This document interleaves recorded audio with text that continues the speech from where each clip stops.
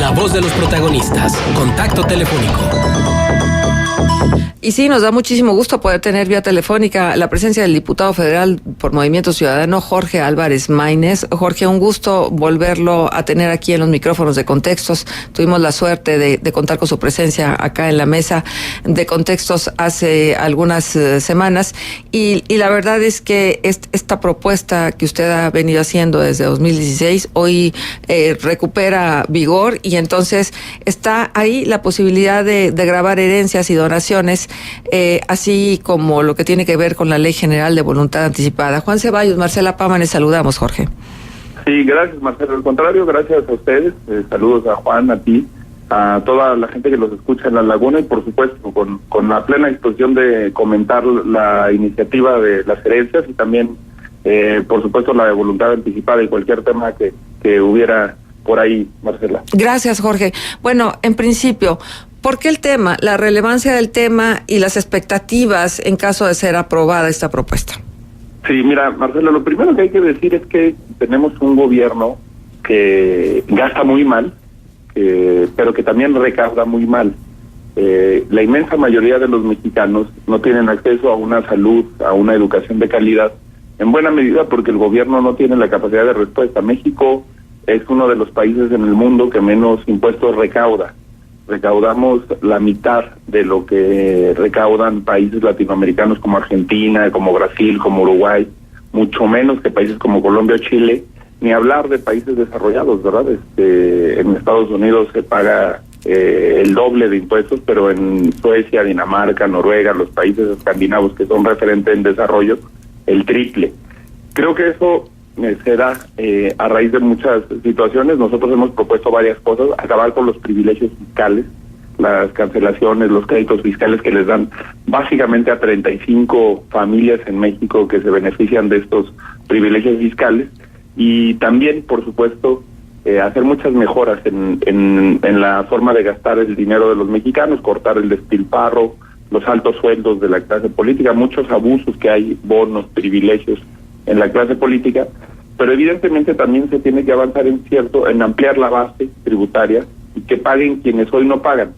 Las personas que más pagan impuestos en México, y deben de estar escuchando varios de ellos tu programa, son profesores, maestros, universitarios de todo tipo, enfermeros, gente que tiene un salario y que automáticamente le descuentan el 30, el 25, el 35% de los impuestos, y que además pues paga siempre IVA ayer, y que no tiene ninguna empresa de la cual estar reduciendo. Los grandes empresarios no pagan un impuesto por ningún motivo, incluso los multimillonarios en México, que tú ves, oye, ¿cómo le hacen para tener esos coches, esas por la vía del arrendamiento? Tienen muchas estrategias fiscales por la que ni por ese tipo de coches de lujo pagan impuestos, no pagan impuestos por muchas otras cosas que se pagan en el mundo. Y eso de los multimillonarios incluye, por supuesto, a políticos corruptos. Cuando se habla de multimillonarios, toda la gente piensa en empresarios. Nosotros estamos hablando de una gran cantidad de personas que no han hecho su patrimonio con base a la legalidad o al tema lícito. Esta semana fue nota a nivel nacional en el periódico Reforma, por ejemplo, cómo el Baester usó este paraíso fiscal de las herencias para evadir impuestos.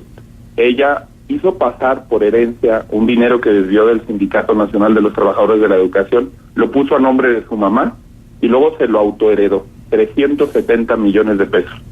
Si hubiera pasado nuestra iniciativa, no hubiera podido hacer eso porque hubiera tenido que pagar un impuesto de alrededor de 100 millones de pesos. Pero como hay un paraíso fiscal en México alrededor de las herencias multimillonarias, pues hacen ese tipo de maniobras. Esta es una iniciativa que existe en Estados Unidos, por supuesto. Cuando la gente dice, oye, es que los multimillonarios se van a Estados Unidos, no, pues no se irían. Allá se paga el impuesto a las herencias, se paga en Francia, se paga en Chile, se paga en una cantidad de países muy amplia, Suiza, se paga en muchos países del mundo, y se tiene la conciencia de que es una manera de recaudar cosas que el gobierno no tiene hoy la posibilidad de recaudar. Nosotros estamos pensando en que nadie que herede menos de 10 millones de pesos pague este impuesto. Así va la iniciativa. Esto es un mensaje que me interesa que le quede muy clara a la gente, porque mucha gente dice, oye, con trabajo y con el Infonavit saqué una casa que me tardé 30 años en pagar, se la voy a dejar a mis hijos y tú todavía quieres ponerle impuesto. No es un impuesto a las clases medias. Hay solamente 200,000 familias en México que tienen la riqueza sobre la que nosotros estamos yendo a grabar. Es el 0.2% de la población, es decir, el 99.8% de la población no pagaría este impuesto. Incluso si alguien tiene 18 millones de pesos, pero tiene 2 hijos y a los 2 les quiere dejar a cada uno 9 millones de pesos, no pagaría este impuesto. Que yo estoy seguro que no es el caso de la inmensa mayoría de las personas. La inmensa mayoría de los mexicanos, como te decía, el 99% no tienen esas cantidades. Por eso no pagarían este impuesto, sino que estamos pensando en las herencias multimillonarias. Que tú me dices, ¿tienen derecho a trasladar su propiedad? Evidentemente, pero también a una contribución. Finalmente, la reflexión que hago es, si tú ganas, por alguna razón, 100 millones de pesos trabajando, tendrías que pagar una parte de eso. No es posible que si te lo heredan o que te lo donen, no pagues. Y un ejemplo más de esta trampa es el propio Andrés Manuel.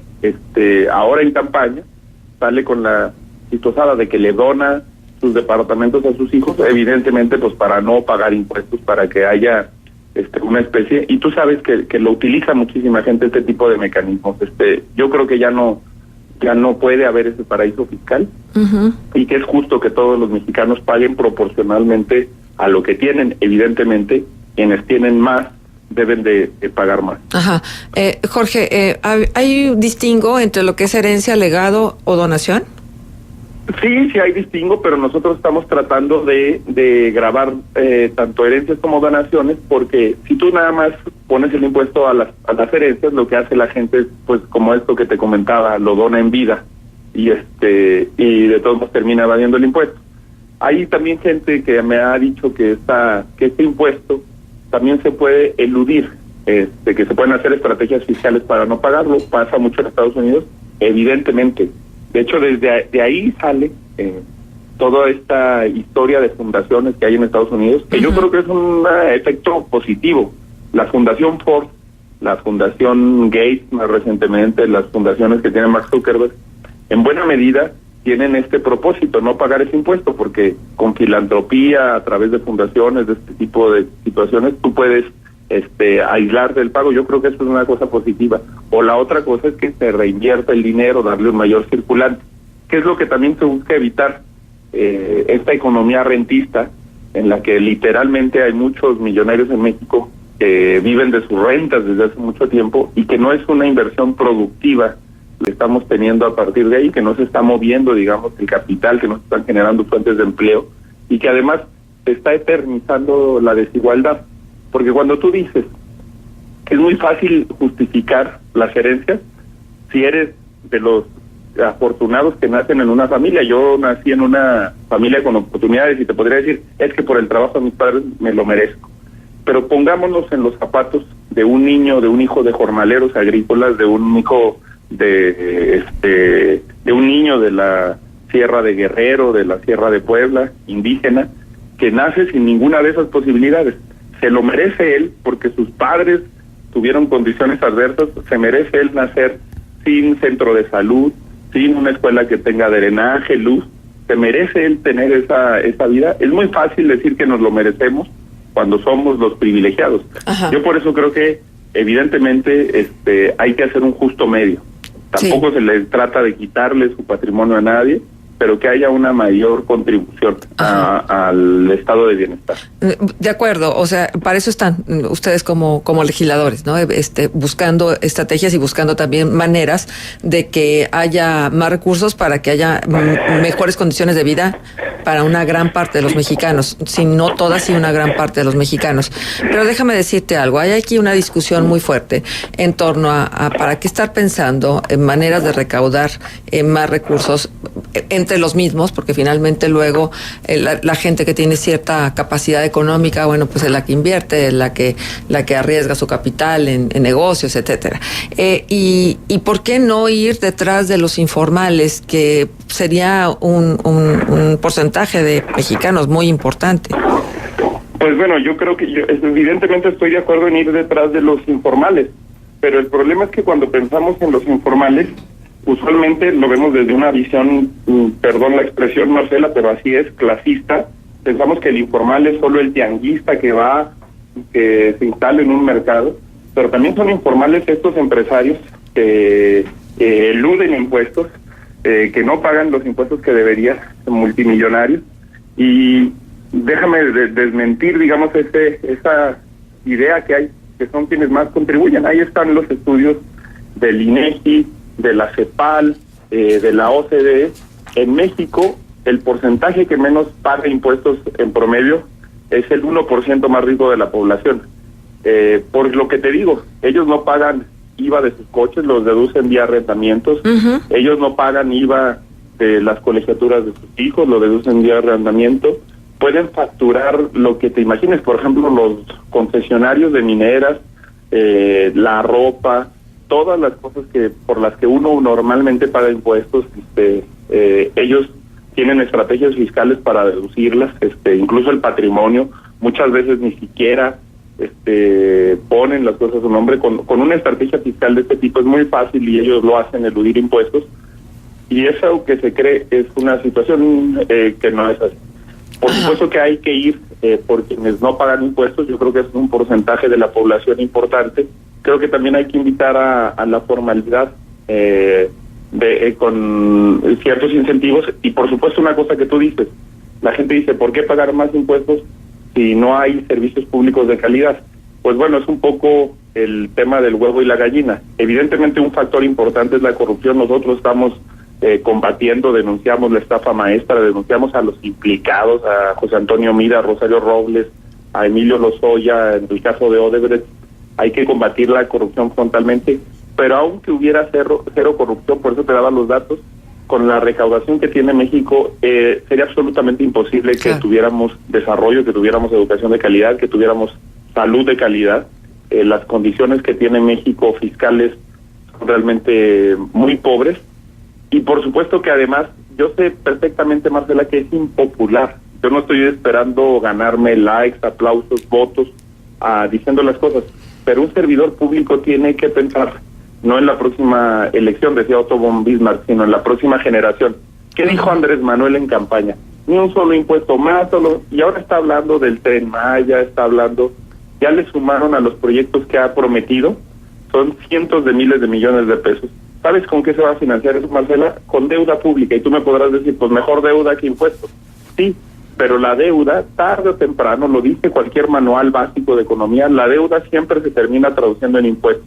La diferencia es que van a ser impuestos con intereses que van a tener que pagar nuestros hijos, nuestros nietos, y que vamos a tener una crisis económica por no habernos hecho responsables a tiempo. Por supuesto que un político hablando de impuestos es lo más impopular, que se arriesga uno y así lo tiene esta situación, pero yo creo que los problemas grandes del Estado se tienen que resolver con soluciones. Si hay alguien que tenga otras soluciones distintas de impuestos, hay que debatirlas.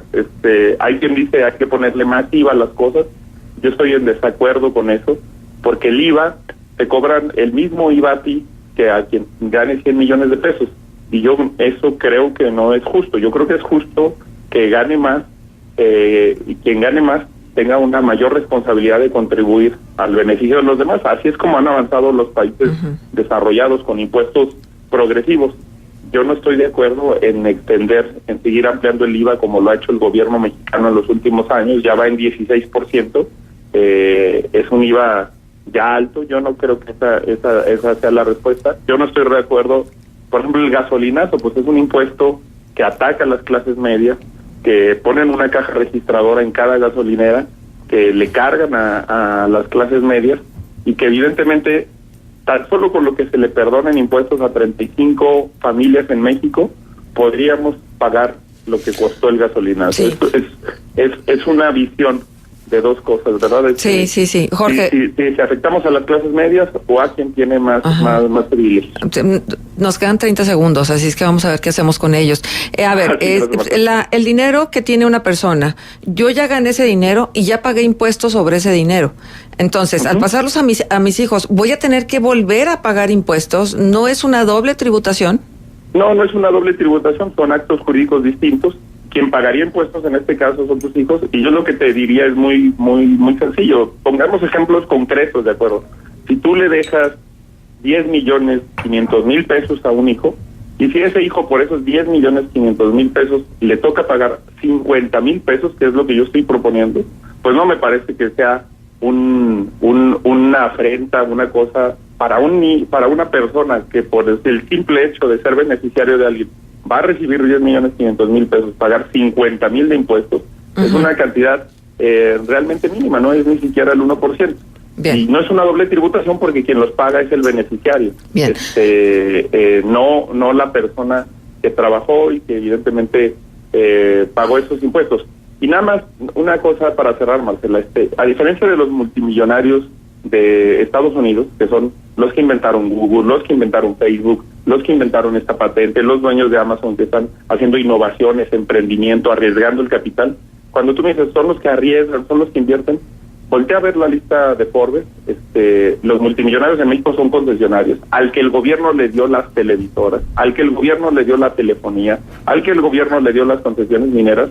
Bien, no Jorge. son normalmente gente que haya emprendido, que haya... Nos corta el sistema. Estamos hablando de las grandes fortunas, sí. Bien, nos corta el sistema, pero le compromiso a volvernos a encontrar porque nos queda pendiente la Ley General de Voluntad Anticipada. ¿Te parece que volvamos Claro que sí, a conversar? Marcela, Muchísimas gracias, Jorge. Al contrario. Jorge saludos, Álvarez saludos, Maínez, Marcela. diputado federal de Movimiento Ciudadano.